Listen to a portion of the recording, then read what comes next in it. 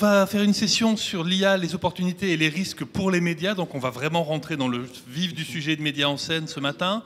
On va commencer par une présentation de Nikita Roy, qui est journaliste, data scientist et futurologue. Elle a créé et anime un podcast absolument indispensable si vous parlez anglais. Ça s'appelle Newsroom Robots. Et régulièrement, ça interviewe des acteurs des médias sur l'automatisation des rédactions qui passent les robots en question. C'est évidemment de l'intelligence artificielle. Nikita va nous faire une petite présentation et à la suite de sa présentation, nous serons rejoints sur scène par Laurent Frisch, directeur du numérique de la stratégie d'innovation de Radio France, par Alix de Goldschmidt, qui est directrice de l'innovation du groupe M6, et par Laurent Dieudonné, qui est chargé du projet IA du groupe Ouest France. Donc on commence pour une quinzaine de minutes. Nikita, the floor is yours. Thank you so much for being here. Thank you so much. Hello everyone. Bonjour à tous et à toutes. Malheureusement, mon français n'est pas aussi bon, suffisamment bon pour le faire. Donc, j'espère que... Is that not working? Thank you. Is that working? I'm guessing it's working. And so, thank you for having me over merci here. de m'avoir invité ici. My whole idea for the talk today is to L'idée de give you an cette discussion d'aujourd'hui, c'est de vous donner une introduction à la à façon dont l'IA est utilisée dans les informations, dans les journaux, comment on réfléchit à l'utilisation de l'IA et dans quelle direction nous allons à l'avenir dans l'information. Donc pour débuter, il y a dans ma recherche 3 façons de parler de la façon dont l'IA est utilisée et où ça a le plus d'impact. Et une des choses principales, c'est que l'IA n'est pas quelque chose de nouveau dans l'industrie de l'information. C'est comme si on avait commencé avec l'IA depuis ChatGPT, pense-t-on. Mais en fait, c'est utilisé pour l'écriture déjà, l'intelligence artificielle. Cette idée a fait partie de l'industrie depuis plus de 10 ans. Donc une des choses que l'AP a généré, Associated Press, a autogénéré des articles depuis 2014.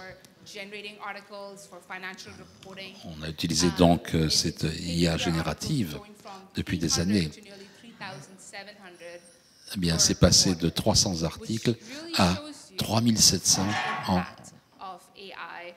très peu de temps. Ça vous montre l'impact de ce qui se passait dans l'IA avec une forme différente de l'IA générative. Ce n'est pas celle que vous voyez avec ChatGPT. Mais quelle est la direction prise aujourd'hui avec l'IA dans l'information? Et c'est dans 3 domaines clés que l'on peut voir.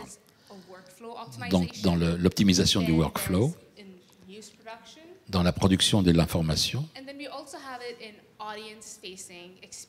et aussi dans l'expérience face au public, la façon dont le public reçoit l'information. Donc, pour débuter, quelques exemples que je vais vous montrer sur la façon dont l'IA est utilisée dans l'information.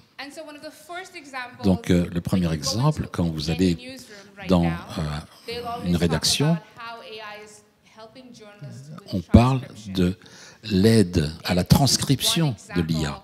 Et ça, c'est un des exemples des médias Schibsted en Norvège, où ça aide les journalistes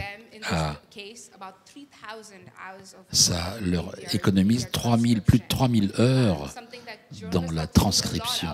Les journalistes doivent faire beaucoup de transcriptions d'interviews, par exemple. Eh bien, ça leur économise du temps. Donc, un autre exemple, c'est qui vient des États-Unis, à la radio du Michigan Radio. Ils utilisent l'IA pour trouver des sujets parmi des centaines de réunions gouvernementales qui se produisent à travers les États-Unis, par exemple. Ce sont des petites réunions de conseil municipal, des gens. Et dû au déclin des informations locales, il y a une réduction du nombre de journalistes qui peuvent être sur place pour couvrir l'événement. Et c'est là que l'IA aide les journalistes désormais à trouver ce qui s'est passé et trouver des choses qu'ils ne pouvaient pas voir précédemment. Donc on passe à Associated Press. grandes rédactions. Ils utilisent l'IA pour aider à la reconnaissance des images et la recherche des images. Ce que vous voyez sur cette diapo, c'est à gauche, par exemple, de la diapo, vous avez les mots-clés.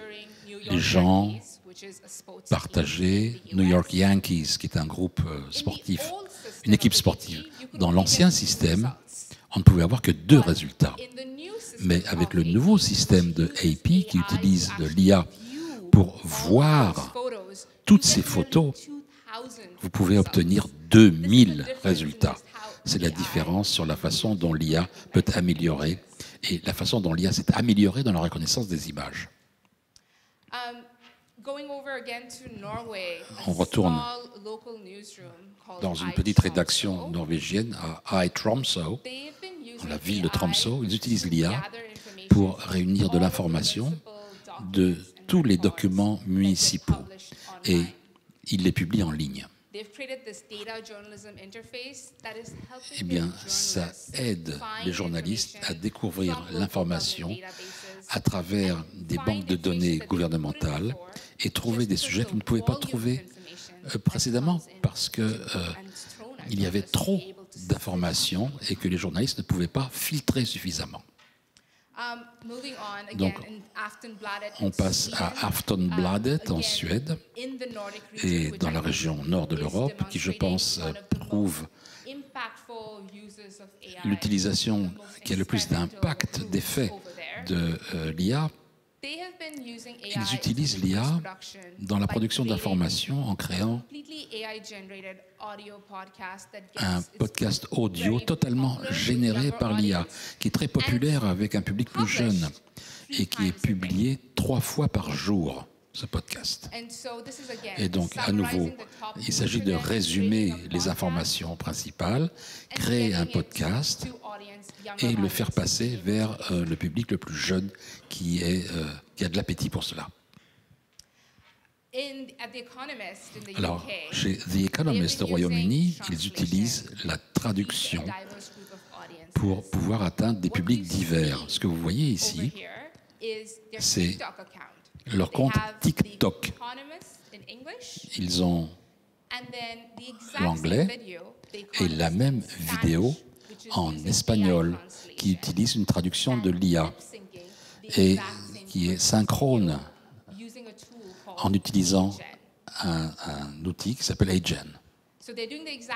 Donc, ils font exactement la même chose en espagnol, en anglais, en mandarin, en allemand et en français.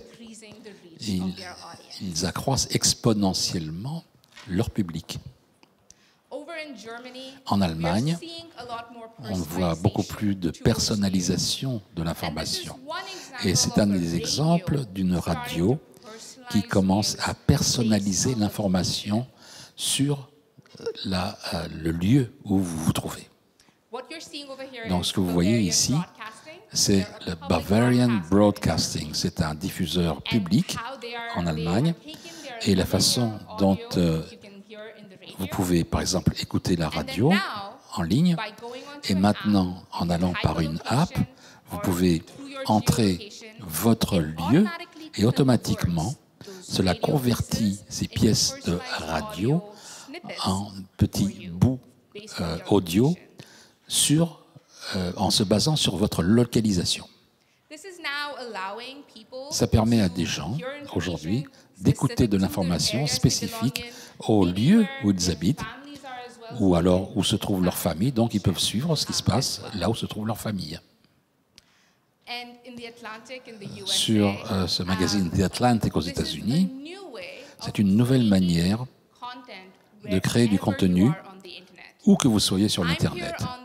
Moi, je suis sur le site du Guardian, mais le Atlantic a une extension Google Chrome qui analyse automatiquement la page et rapporte des histoires qu'il recommande, des articles qu'il recommande, sur la base de ce que vous êtes en train de lire. Donc maintenant, vous pouvez prendre The Atlantic où que vous soyez sur l'Internet et atteindre des gens sur l'interface où ils sont et où qu'ils soient. Et finalement, un des exemples, ce sont les chatbots. C'est un exemple qui vient de Aftonbladet, en Suède, le plus réussi des chatbots que j'ai rencontrés. C'était leur chatbot sur l'élection européenne. La raison de cette réussite, c'était parce que cela aidait, ou ça accroissait le nombre de logins qui permettait énormément de gens d'accéder à ce chatbot. Par rapport à une campagne normale, c'était 10 fois plus réussi parce que 10 fois plus de gens ont eu de login sur ce chatbot. Ils ont pu répondre à plus de 150 000 questions. Vous voyez beaucoup de chatbots qui sont créés aujourd'hui. Vous avez des chatbots pour le changement climatique du Washington Post, pour les Jeux Olympiques. Vous avez La Nación en Amérique latine. Vous avez, on avait un aussi au Brésil, un chatbot pendant la saison où on doit remplir sa déclaration d'impôt qui répond à toutes les questions que vous vous posez sur la façon de remplir votre déclaration de revenus, pas d'impôt évidemment. Et le San Francisco Chronicle, eh bien, ils ont un chatbot sur l'alimentation et les vins. Donc, il y a tous ces types différents de chatbots.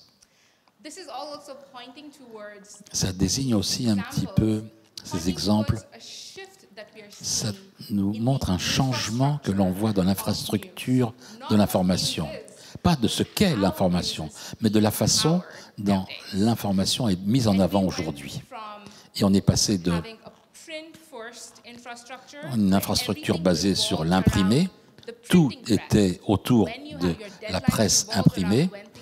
Par exemple, qu'est-ce qui devait être imprimé? C'était hautement contrôlé. C'était un cycle lent de l'information. Et ensuite, on a eu d'abord une infrastructure qui mettait en avant le numérique avec l'Internet. Et ça signifiait des mises à jour immédiates. Vous pouviez avoir accès, tout le monde pouvait avoir accès immédiatement sur l'Internet, à condition que vous ayez un accès à l'Internet. Et puis maintenant, avec l'IA, il y a une nouvelle forme de mise à disposition de l'information. Donc, on va vers une infrastructure basée essentiellement sur l'IA. Ce sera le monde dans lequel nous vivrons.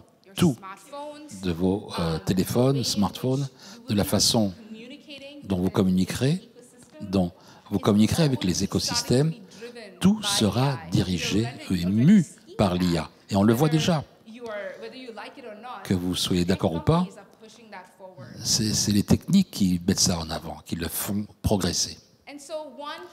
Donc, un message clé que j'ai, c'est comment est-ce que nous, en cet âge de l'IA, commençons à construire la presse autour de l'IA. L'IA devient l'infrastructure de tout ce qui est à travers le monde.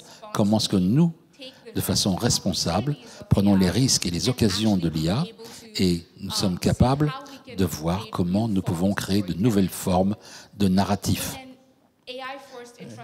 Dans une infrastructure IA, vous parlez à un public de une personne. Ça sera donc de l'hyperpersonnalisation, ce qu'on a déjà vu dans l'ère numérique. Mais maintenant, l'information, ce n'est pas simplement du contenu.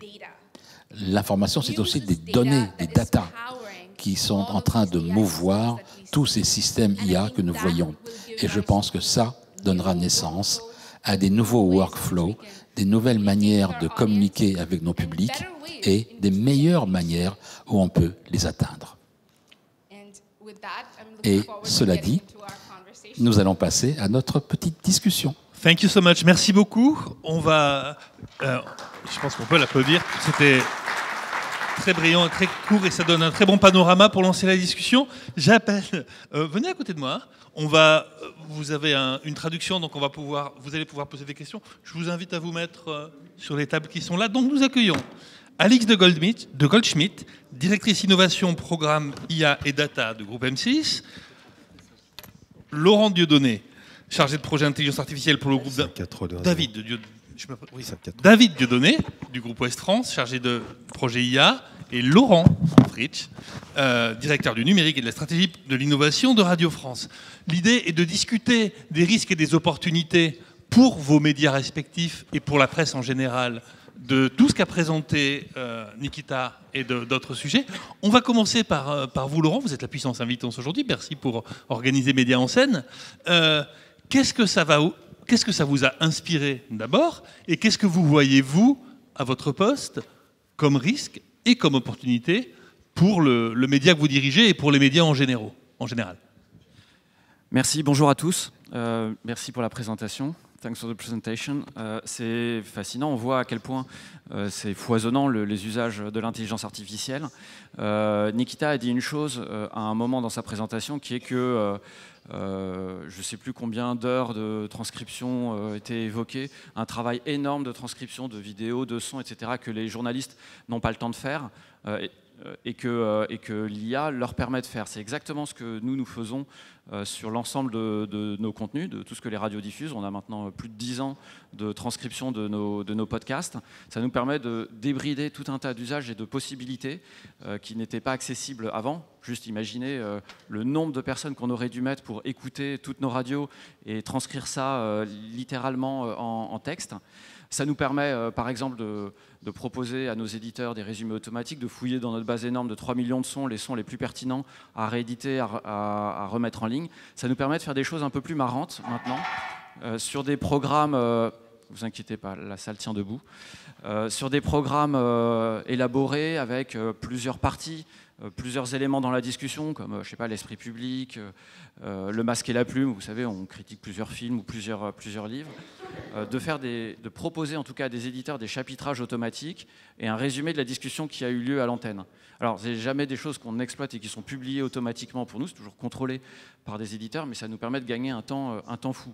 Un autre exemple de ce qu'on peut faire de ces transcriptions à l'aide de l'IA, donc on utilise de l'IA pour la transcription et encore de l'IA pour la phase d'après qui est analyser ces transcriptions, c'est de contenu long, je sais pas, programme de France Culture, 1 heure, 4 fois 1 heure, donc des programmes longs à écouter, essayer d'en ressortir quelques éléments qui permettent de faire une publication sur Instagram ou TikTok, ce sont des formats qui ne sont pas des 4 fois 1 heure, je vous le garantis. Donc on cherche plutôt des éléments clés, des moments qui vont durer quelques secondes ou quelques minutes maximum, et l'IA nous aide à... fait pas les choix à notre place, mais nous fait des propositions. Il nous dit, voilà, dans tel programme, on a identifié qu'il y a 4 moments forts, 4 temps clés, qui sont peut-être des moments à diffuser sur les réseaux sociaux. Donc on fait ce genre de choses. Alors on a fait une opération, je ne vais pas rentrer dans les détails parce que je crois qu'il y a une autre conférence qui en parle cet après-midi, avec un réseau qui s'appelait jadis France Bleu, c'était il y a un mois. Aujourd'hui, ça s'appelle ici désormais, c'est ça? Oui, il y a eu un rebranding. Avec un Premier ministre qui s'appelait jadis Barnier. Les choses changent vite en France, en fait. Il y a eu un rebranding de Premier ministre aussi, entre-temps. Et c'était début décembre, donc il n'y a pas si longtemps, où donc on recevait Barnier à 13h sur un programme national de France Bleu. Et les 44 stations du réseau ont interrogé les auditeurs à l'antenne, entre 9h et 10h, pour leur ressenti sur la situation politique, sur leur vécu, sur la situation agricole, etc., sur tout un tas de thématiques qui étaient posées à l'antenne. Et on avait comme ça 44 heures de programme à analyser en seulement 3 heures, puisqu'il était à l'antenne à 13h. Pendant ces 3 heures, on a fait la transcription des 44 émissions, une analyse à l'aide d'un tout un tas de prompts qui avaient été préparés à l'avance pour essayer de ressortir de ces 44 heures de transcription des éléments qui permettaient de préparer l'interview, d'avoir le ressenti des Français au moment où Barnier était à l'antenne pour la journaliste qui allait l'interviewer, et d'avoir une sorte de préparation de l'émission inédite avec un sondage de l'ensemble du territoire quasiment en temps réel. Donc ça, ce sont des choses inédites. Alors des risques. Je pense qu'on va peut-être continuer sur les exemples parce qu'en fait... oui, d'accord. Non, mais on va changer ce qui était prévu au départ. Je trouve que c'est bien de rester comme... En plus, la présentation de Nikita était très riche en exemples et en usages et ce que ça permet de nouveau. Je propose qu'on continue là-dessus et on n'oubliera pas les problèmes et le côté obscur. On en parlera juste un petit peu après. Alix, qu'est-ce que vous, dans le groupe M6, vous avez pu voir comme opportunité et comme exemple ou comme...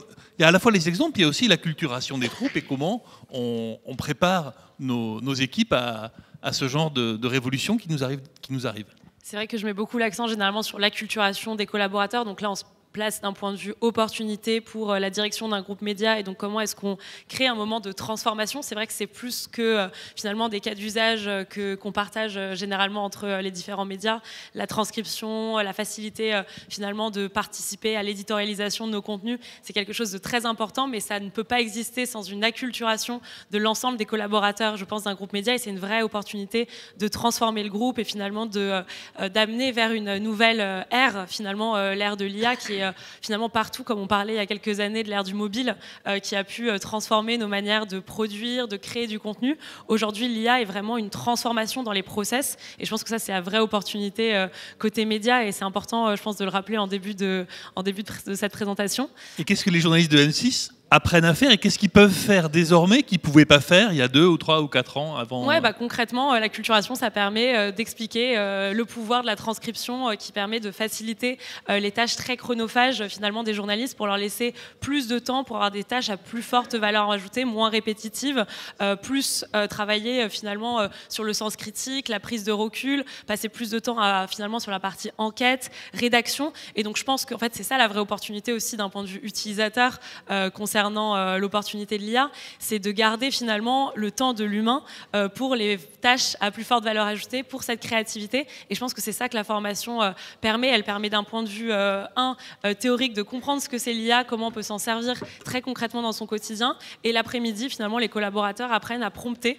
Donc comment est-ce qu'on parle à ces IA pour finalement répondre au mieux aux problématiques que peuvent se poser des journalistes, mais aussi tous les autres métiers du groupe, que ce soit finalement les programmateurs, que ce soit les personnes côté juridique, côté direction financière, parce que c'est pas juste une transformation des salles de rédaction. On parlait des newsrooms tout à l'heure, mais je pense qu'en fait c'est plus globalement une transformation du groupe, des fonctions transverses aux rédactions aussi, en passant par toutes les autres activités du groupe. Et c'est vraiment ça, je pense qu'il faut qu'on retienne, c'est que l'IA toute seule ça fonctionne pas. L'IA ça fonctionne avec de la culturation, avec de l'adoption des outils qu'on met en place et dont Laurent a parlé, notamment sur la transcription, mais on pourrait aussi parler du doublage, du sous-titrage, enfin vraiment de toutes ces tâches sur lesquelles on travaille au quotidien, jusqu'aux fonctions support. Et c'est vraiment un changement et un bouleversement de cette chaîne de production qu'il faut aller chercher, tout en étant, et je pense que c'est ça qu'il faut qu'on retienne, très respectueux de garder l'humain au centre. Et c'est ça notre différenciation en tant que média aujourd'hui, de garder l'humain là où il a le plus de place, le plus de valeur, pour se différencier de toutes ces plateformes qui, on le voit, je pense que l'actualité est brûlante en ce moment, se passe de modérateurs et se passe d'humains pour réguler ces autres espaces médiatiques. Merci beaucoup. David, dans un groupe comme Ouest France, c'est quoi les opportunités et qu'est-ce qu'on fait aujourd'hui avec tous ces outils d'IA qui arrivent et qui sont des nouvelles façons de présenter ou de produire des informations? Nous, notre conviction à Ouest France, c'est que l'IA, c'est une opportunité pour le traitement de l'information locale, à un moment où, et on le voit beaucoup aux États-Unis, outre-Atlantique, la presse régionale, la presse de proximité est un maillon clé dans la confiance que les lecteurs, les publics ont dans l'information.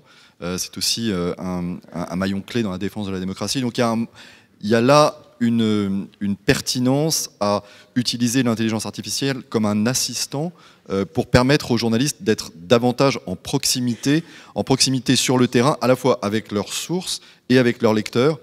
François-Régis Hutin, le patron historique de Ouest France, disait les journalistes de Ouest France respirent le même air que leurs lecteurs. Donc c'est tout à fait cette idée-là, c'est-à-dire une technologie qui est réellement au service d'un journalisme de proximité dans les territoires, afin de renouer autant qu'il est possible le lien entre les abonnés, les utilisateurs en général et l'information.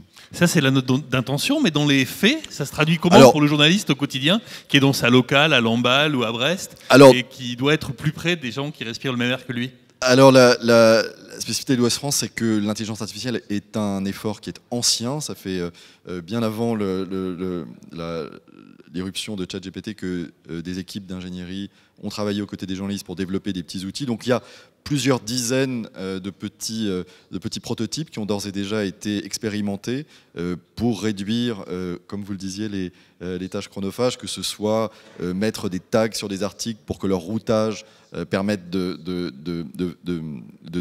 rendre disponible le contenu avec la plus grande granularité pour le public, que ce soit le résumé automatique relu par des humains d'articles pour permettre un plus grand engagement. Enfin, ce genre de petits cas d'usage qui sont désormais dans une phase d'industrialisation, c'est-à-dire l'idée de sortir du laboratoire et passer à l'échelle, justement pour que chacun des collaborateurs, des journalistes puissent s'en emparer. Et ça se fait, et ce que vous disiez est tout à fait juste sur l'acculturation, dans un moment de collaboration au sein de l'entreprise, de la rédaction, où plusieurs fonctions se mettent ensemble pour évaluer les prototypes et voir s'il est raisonnable de les passer à plus grande échelle. Donc c'est l'occasion très intéressante, à mon avis, de collaboration au sein de l'entreprise, entre des fonctions qui n'ont pas nécessairement l'habitude de travailler ensemble, la rédaction, les services informatiques, le juridique, la RH, les partenaires sociaux.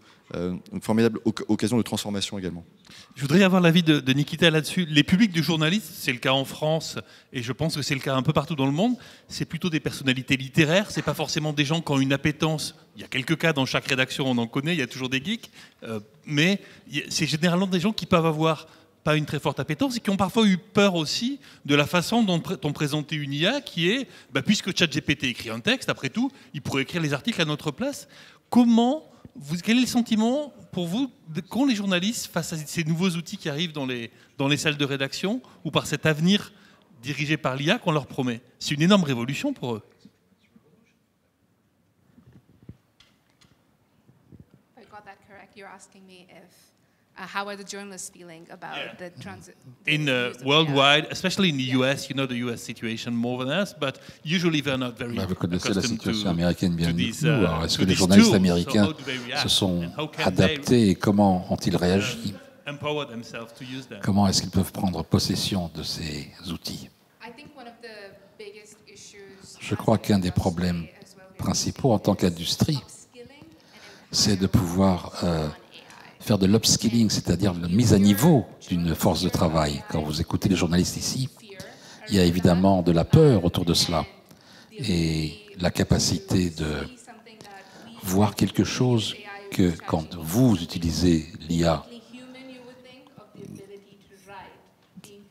en fait, il y a quelque chose soudain, vous voyez une machine qui peut faire quelque chose qui est typiquement humain, c'est-à-dire l'écriture.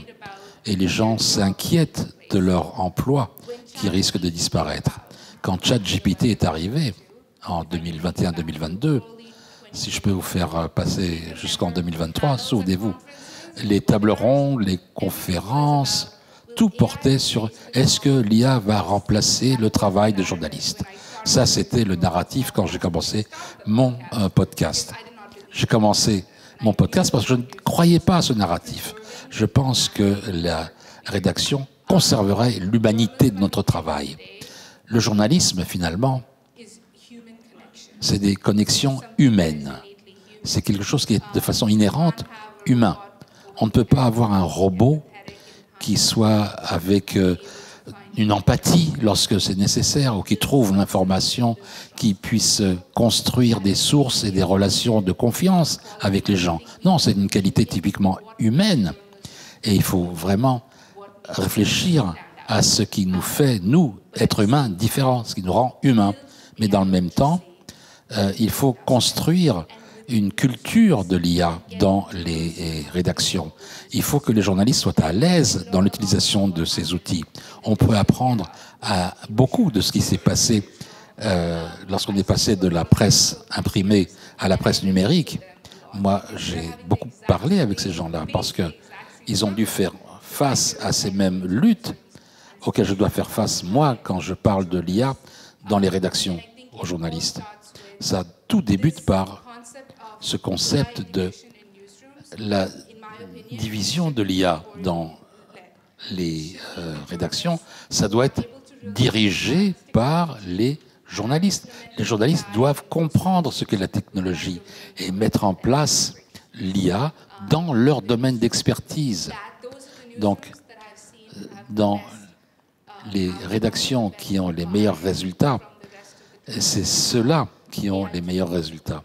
Là où ils comprennent correctement la façon dont l'IA doit être approchée et utilisée. Cette acculturation, on en a parlé déjà pour Groupe M6, c'est cette façon de former. Je crois que vous avez fait une journée de formation, peut-être pas obligatoire, mais en incitant très fortement les publics, et pas seulement les journalistes, toute la maison, à y venir. Comment ça se passe dans un groupe comme Radio France, par exemple? L'acculturation et apprendre à vos journalistes, à vos équipes en général, aux producteurs, aux techniciens, ces nouveaux outils. Comment on embarque? Alors, vous voyez, des lieux comme celui-ci, où on est en ce moment, accueillent régulièrement des petits événements qu'on organise pour les salariés, où on présente sous la forme d'un forum avec plein de stands, tout un tas de technologies. Comme ça, les salariés peuvent passer librement, ils ont une journée, ils découvrent, ils manipulent, ils jouent avec, et on en fait sur différents thèmes. L'IA du quotidien, par exemple, comment des outils d'IA peuvent nous aider dans nos tâches quotidiennes, quel que soit notre métier. On va faire bientôt l'IA de la production, comment l'IA peut nous aider à produire plus efficacement. Donc on fait de la sensibilisation comme ça. On a par ailleurs des plans de formation, tout un tas de dispositifs pour partager avec les salariés. Rien d'obligatoire encore chez nous, mais ça me donne des idées. On va y réfléchir parce qu'à vrai dire, on a deux risques chez nous avec nos salariés. Le premier, c'est que les gens aient peur, rejettent la technologie et se disent jamais de ça chez nous, alors que ça peut nous aider objectivement à quelque chose. Je vais donner un certain nombre d'exemples. En fait, ce problème-là, il n'est pas très compliqué parce que quand on s'occupe de numérique, ça fait des années, voire maintenant des décennies, qu'on s'attache à rassurer, expliquer, donner un sens à ces nouvelles technologies, à ce qu'elles apportent en plus, en étant vigilant à ce qu'elles peuvent détruire. Bon. Le risque plus important, à mon sens, parce qu'il est insidieux, c'est celui des enthousiastes de la technologie, parce que ceux-là, ils vont se jeter à corps perdu sur ces nouveaux outils, sans le dire, juste parce qu'ils sont un peu geeks, qu'ils aiment ça. Ils vont aller fabriquer des images d'illustration qu'ils vont publier sur nos sites internet, mais comme ça, dans leur coin, peut-être s'aider pour fabriquer leurs articles pour aller beaucoup plus vite, sans le dire, sans aucun cadre éthique. Et ça, c'est problématique. Alors, évidemment, la chose, c'est qu'on ne veut pas les décourager. Ces enthousiastes-là, c'est des gens qu'on a envie plutôt d'aider, d'accompagner. Donc, on a un enjeu, nous, de détecter ces gens qui font ça, qui cèdent de l'IA pour plein de choses, voir si c'est bien, parce qu'ils peuvent nous donner des bonnes idées aussi qu'on voudrait propager à tout Radio France. Donc, on a mis pour ça en place une organisation qui s'appelle Cortex, qui est l'organisation de l'IA Radio France, qui est une organisation en réseau qui nous permet de propager des choses d'un endroit de l'entreprise à l'autre quand les bonnes idées arrivent ou quand les bonnes pratiques aussi sont à propager. Et ceux qui font des choses pas tout à fait carrées, on a eu le cas d'éditeurs qui fabriquaient des images d'illustration d'articles avec de l'IA qu'on a supprimé dès qu'on a détecté. On a dit, on voit quel est votre besoin et on va vous accompagner, on va trouver les bons outils, on va trouver le bon cadre juridique et éthique pour ça. On a d'ailleurs, à ce titre, édicté une charte qui est plus pour nos salariés, à vrai dire, que pour notre public, pour donner un cadre pour opérer avec de l'IA au sein du média qui est le nôtre. David, les enthousiastes de l'IA, il y en a aussi à Ouest France. Comment ça se passe et comment vous les canalisez, cette énergie ou cet enthousiasme? Nous, on est très heureux de les avoir déjà, parce que ce sont des fers de lance de l'innovation. Et comme on est... et qu'on a été beaucoup l'année dernière dans une phase d'expérimentation. C'était très précieux d'avoir comme ça des ferments d'innovation au sein des différents services. On l'a dit, que ce soit la rédaction, mais aussi les fonctions support. Du point de vue des risques, la chose sur laquelle nous, on est particulièrement attentif, il y a une vigilance particulière à Ouest France et qui est une vigilance historique, c'est sur la souveraineté des données dans un environnement, on en a parlé, qui est où les acteurs sont pour la plupart des acteurs privés, des acteurs étrangers. Et donc il y a une attention particulière à préserver le patrimoine éditorial. Ouest France, c'est plus d'un siècle d'histoire, donc c'est 105 millions de documents, que ce soit des textes, des vidéos, des photos, des audios. Et donc l'idée, c'est comment faire pour préserver au mieux ce patrimoine. Et donc je suis très heureux aujourd'hui d'annoncer au nom des équipes un partenariat que nous avons scellé avec le CNRS, l'IRISA et l'Université de Rennes, justement pour travailler, faire de la recherche fondamentale profonde sur ces contenus. Derrière le directeur de ce laboratoire chez nous qui s'appelle Michel Lenouy, qui travaille depuis très longtemps avec ses confrères du CNRS sur ces sujets. Donc voilà, une très, très grande fierté à annoncer ce partenariat public avec un média qui est une première en France. Et qu'est-ce qu'il va faire? Il va travailler sur vos archives et les rendre compatibles avec ce nouveau monde de l'IA? Voilà, et ce qui est intéressant, et c'est ce que expliquent les scientifiques et les ingénieurs qui font partie de ce laboratoire commun de recherche, c'est que la valeur est autant dans l'information qui est contenue dans chacun de ces contenus précisément, mais aussi les relations entre ces contenus et comprendre les interactions entre ces différents contenus. Il y a là une grande richesse qui leur appartient, ce sont des chercheurs désormais d'exploiter. La souveraineté des médias, ça passe aussi beaucoup par protéger leur propre production et leurs revenus derrière. Il y a eu beaucoup de cas de médias aux États-Unis, en France, qui ont... certains ont passé des accords avec les grandes sociétés d'IA, type OpenAI, qui est l'entreprise derrière ChatGPT. D'autres, au contraire, ont fait des procès parce qu'on s'est rendu compte que ces IA formidables qui répondent à vos questions, parfois ils répondent parce qu'ils ont été entraînés avec énormément de données, et notamment leur contenu.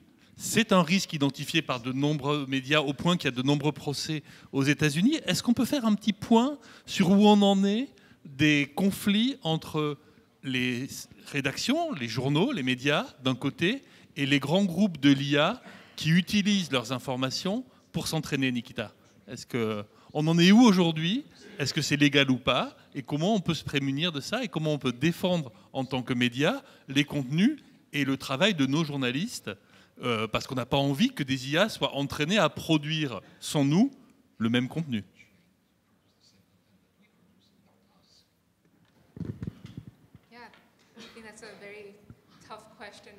Question très difficile pour que je puisse y répondre, parce que le domaine juridique autour de cela n'est pas encore très défini pour l'instant. Sur la façon dont on décide aux États-Unis sur la propriété intellectuelle, le copyright, est-ce que c'est une utilisation équitable ou pas? Mais notre compréhension, c'est que il y a, par exemple, est-ce qu'il y a quelque chose qui est transformé dans l'usage? De mon point de vue, cela se résout à une distinction dans ce qui se passe réellement lorsqu'un outil de IA générative est utilisé dans les LLM. La première des choses, c'est que les LLM ont été entraînés sur le contenu global de l'Internet. Pas simplement de l'information, mais des livres, des gens qui ont mis des contenus en ligne. Et comment est-ce que cela affecte ou impacte? Comment est-ce qu'on décide qui doit être payé pour cela? Pourquoi ce doit être simplement l'information qui devrait être payée? C'est une des questions. Et finalement aussi, on voit des LLM comme étant une technologie transformative que nous utilisons nous-mêmes. En laissant ça de côté, un autre argument important, et celui que je pense qu'en tant qu'industrie, beaucoup d'entre nous, comme dans l'action de justice contre le New York Times, qui dit que les LLM sont formés là-dessus, mais on utilise ces LLM pour résumer l'information. Et en tant qu'industrie, c'est l'argument qui a beaucoup plus de poids, et on devrait poursuivre dans ce domaine-là. Ce que l'on voit, c'est que les compagnies de technologie deviennent des publicateurs d'informations en passant par différentes plateformes, en enlevant les citations. Ça impacte la façon dont nous serons payés. L'utilisation de l'information qui est créée par les journalistes qui ne sont pas payés pour cela, c'est pas équitable pour les gens qui travaillent, qui font le travail et finalement qui risquent de détruire leur modèle d'affaires. Il faut mettre l'accent beaucoup plus là-dessus, d'être payé pour cela. Il faut penser aussi probablement que l'information doit être considérée comme une donnée. Et comment on peut compenser, comment les médias que vous êtes réfléchissez à cette compensation? Est-ce qu'aujourd'hui vous êtes dans une situation défensive, au fond, de dire ne prenez pas nos contenus, on vous l'interdit, ou offensive, prêt à attaquer en cas de constat que les images d'M6, les sons de Radio France ou vos informations de France Info peuvent être réutilisées, reproduites sous d'autres formes? Comment ou les contenus d'Ouest France, qui sont assez uniques, puisque personne d'autre ne va sur le terrain, comment vous réagissez par rapport au fait que, potentiellement, demain, ces outils-là pourraient fournir des résumés de vos informations et vous couper, en quelque sorte, de vos lecteurs? Je ne sais pas qui veut réagir sur ces questions-là. Je pense qu'avec Laurent, on allait répondre la même chose. On travaille notamment avec le geste depuis un moment à la manière dont on va pouvoir discuter entre les différents médias, à la manière de, effectivement, protéger nos contenus. Donc protéger nos contenus sur les sites, ça passe par des petits bouts de code qu'on met sur nos sites, finalement, pour indiquer aux robots qui viendraient récupérer nos contenus qu'on les autorise ou non, opt-in, opt-out, à venir s'entraîner sur nos données. Donc ça, c'est plutôt un outil pour discuter. C'est un outil défensif, certes, mais c'est un outil pour discuter avec ces acteurs, potentiellement créer des partenariats, donc créer des nouvelles opportunités pour un écosystème, on l'espère, vertueux, où chacun récupère de la valeur. Donc ça, c'est plutôt la vision cible à terme. Après, effectivement, je pense qu'en tant que média, on doit protéger le copyright, les droits voisins de nos journalistes et de nos médias. Donc c'est un des outils pour y arriver, mais c'est pas le seul. Et je pense que la vision, effectivement, c'est bien d'aller plus loin et de créer finalement des partenariats avec ces nouveaux acteurs IA, que ce soit sur le texte, la vidéo, pour bénéficier un maximum de ces outils, tout en protégeant notre valeur, nos données et nos métadonnées. Et est-ce qu'on est assez puissant? On a parlé de la souveraineté numérique au départ. Tous ces géants qui utilisent ces contenus-là pour entraîner leurs IA, qui développent les très grands modèles d'IA qui permettent d'alimenter ChatGPT, Gemini, ils appartiennent à des grands groupes.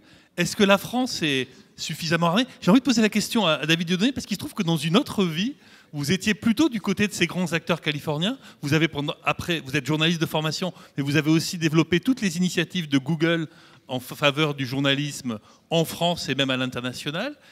Comment on se positionne par rapport à ces plateformes et comment vous, quand vous étiez dans une plateforme, vous gériez ça? Parce que ça crée des craintes et la vague de numérique, elle a permis aux journaux parfois de toucher une nouvelle audience. Elle leur a aussi fait perdre des revenus, notamment publicitaires. Ça a déjà été une relation compliquée et on a l'impression que l'IA rajoute une pièce dans le jukebox en la rendant encore plus compliquée, puisque maintenant, ils pourraient presque prendre nos contenus et se passer de nous. Alors, pour être très précis, moi j'ai effectivement travaillé à Google pendant 8 ans, mais dans un laboratoire de recherche sur l'innovation éditoriale dans lequel je ne travaillais pas sur ces questions de relations entre les médias et les plateformes du point de vue commercial, enfin partenarial. Le sujet, c'était réellement mettre à la disposition des journalistes des données, des technologies pour avancer sur l'innovation éditoriale. Moi, je pense que, du point de vue d'un média comme Ouest France, ce qui est particulièrement important dans cette problématique, c'est de ne pas perdre le rapport direct avec son lecteur. C'est-à-dire tout le sujet, et je crois que c'est partagé, c'est la question de la désintermédiation. Comment faire en sorte, et encore dans cette problématique de la proximité, de garder cette conversation permanente et précise avec le lecteur, la lectrice, de sorte qu'on serve ses besoins en information et on nourrisse cette confiance qui est fondamentale pour la démocratie et pour le travail qu'on fait. Donc en fait, je crois que c'est à cette lumière-là qu'il est intéressant de regarder ce débat. Comment est-ce qu'on peut garder cette relation la plus directe possible avec son utilisateur, son abonné? En même temps, ça intervient à un moment où la méfiance des téléspectateurs, lecteurs, auditeurs, vis-à-vis des médias traditionnels, legacy médias, des médias classiques, la défiance n'a jamais été aussi forte dans tous les sondages d'opinion. On le voit. Et comment prouver et restaurer cette confiance-là dans ce paramètre? Et est-ce que l'IA ne risque pas aussi de dire, mais après tout, de jeter des doutes sur ce que vous produisez? On dit tous qu'on utilise ces outils-là d'IA, mais les gens peuvent nous accuser, en fait, vous inventez aussi, vous en servez pour inventer, vous créez de la réalité. Comment on réagit dans ce contexte? Comment ce contexte de méfiance peut être pris en compte par les grandes organisations? Alors, je me permets d'abord de redresser un petit peu la vision pessimiste. C'est vrai que la confiance dans les médias baisse, elle est néanmoins beaucoup plus forte que dans les réseaux sociaux ou dans les plateformes technologiques, et loin devant. Donc les gens ont plus confiance dans la radio, la presse, la télé, que n'importe quel Facebook ou X qui passe, et ce qu'ils y trouvent.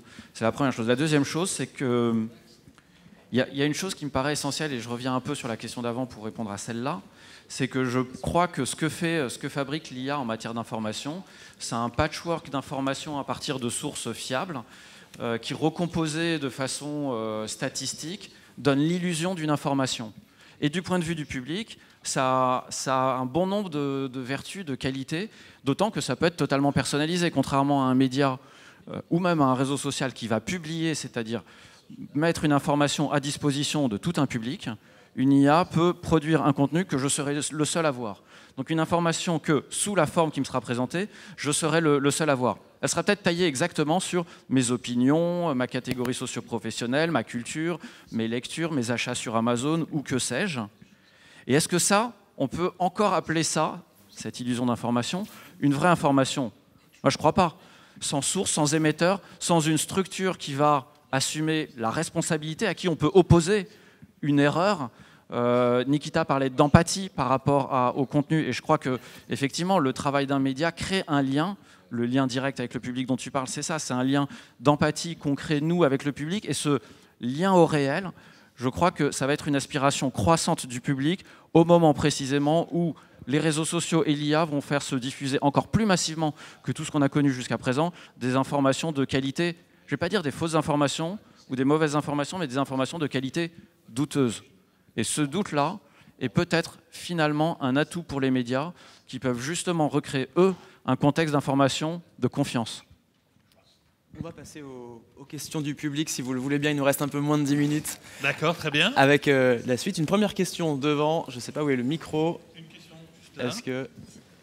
Est-ce que vous avez des micros? Est-ce qu'on a un micro? Je peux vous emprunter le vôtre? Hop, hop, allez.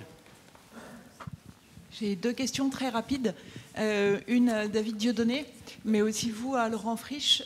Et qu'est-ce que vous faites concrètement pour éviter que les plateformes viennent piller les contenus? Qu'est-ce que vous avez comme contenu, comme outil possible? Et deuxième question, j'entendais ce que vous disiez, Nikita Roy, sur la perte d'influence ou disons la baisse de niveau de la presse régionale aux États-Unis. Est-ce que, par exemple, vous, pour Ouest France, vous utilisez des outils susceptibles de faire remonter des informations locales que vous n'auriez pas à disposition et que vos équipes, si elles devaient aller en diminuant, ne seraient plus en mesure de relever? Et est-ce que vous utilisez cela aujourd'hui ou vous envisagez de le faire? Merci pour votre question. La première partie de votre question, je dirais la même chose qu'Alix. On a les mêmes dispositifs pour ne pas permettre que les contenus soient crawlés par les IA, les moteurs de recherche d'IA. Et s'agissant de la recherche d'informations, comment faire remonter à la surface davantage d'informations, c'est effectivement une piste qu'on explore, non pas dans une perspective où on aurait moins de journalistes pour travailler sur le terrain, mais au contraire pour enrichir leur travail par la recherche.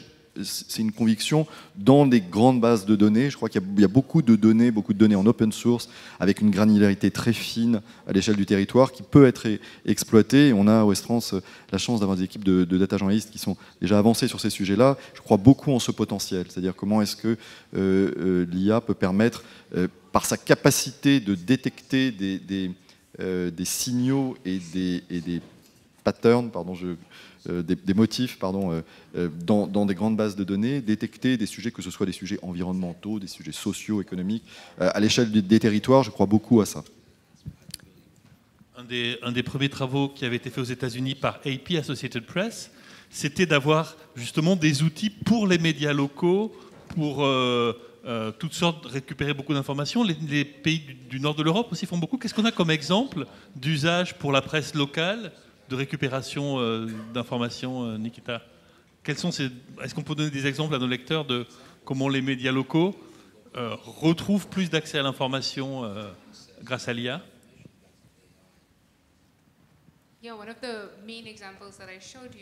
Un des exemples que je vous ai montré, c'est la radio Michigan Radio. L'année dernière, AP est arrivé avec un projet local, avec 5 projets en fait, pour construire des informations pour les médias locaux. Une partie, c'était